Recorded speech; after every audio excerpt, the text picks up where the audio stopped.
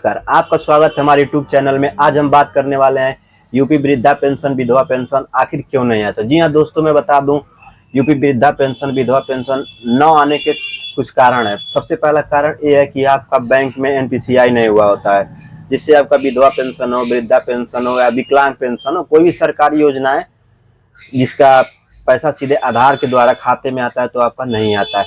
क्योंकि आप हमेशा स्टेटस चेक करते होंगे तो लिखा होगा कि यूआईडी डिसेबल फॉर डीबीटी। तो जी हाँ, इसके लिए समाधान के लिए आपको अपने बैंक पे जाना पड़ेगा, या तो सीएससी जन सेवा केंद्र पर जाइए और किसी से कहिए कि मेरा बैंक में एनपीसीआई करना है, तो आपको एनपीसीआई कर देंगे। एनपीसीआई होने के 30 यानी कि 3 महीने या अगले किस्त में जब पैसे आते हैं तो आपका भी पैसा आपके खाते में आ जाएगा। क्योंकि उत्तर प्रदेश सरकार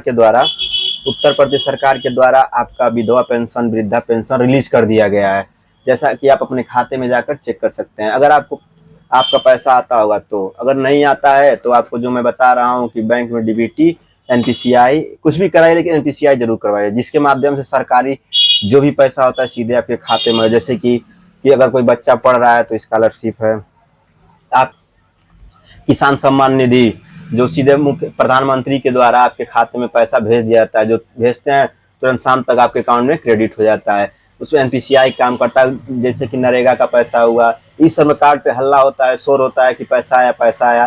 तो जैसे जितने भी सरकारी कामों के रुपए होते हैं सीधे आपके आधार के द्वारा आपके खाते में आ जाते हैं। क्योंकि इस समय धान की खेती हो रही है, जो पैसा आएगा आप धान बेचने जाएंगे, इसको लेवी बोलते हैं, लेवी पे धान बेचने जाएंगे तो आपका जो भी पैसा होगा। आज इस समय डिजिटल इंडिया में सारे काम आधार से ही हो रहे हैं, तो आपको सबसे पहले क्या करना है, बैंक में एनपीसीआई जरूर करवाना है। तो एनपीसीआई करवाने के लिए आपको सबसे आसान तरीका है तो बैंक जाइए, बैंक का चक्कर नहीं लगाना है तो किसी सीएससी सेंटर पे जाइए, आपको वहाँ पे एनपीसीआई करके मिल जाएगा। अगर आपको एनपीसीआई करवाना है तो कमेंट बॉक्स में कमेंट करें, मैं आपको व्हाट्सअप नंबर दूंगा, उस पर आप मैसेज करेंगे तो एनपीसीआई कर दूंगा।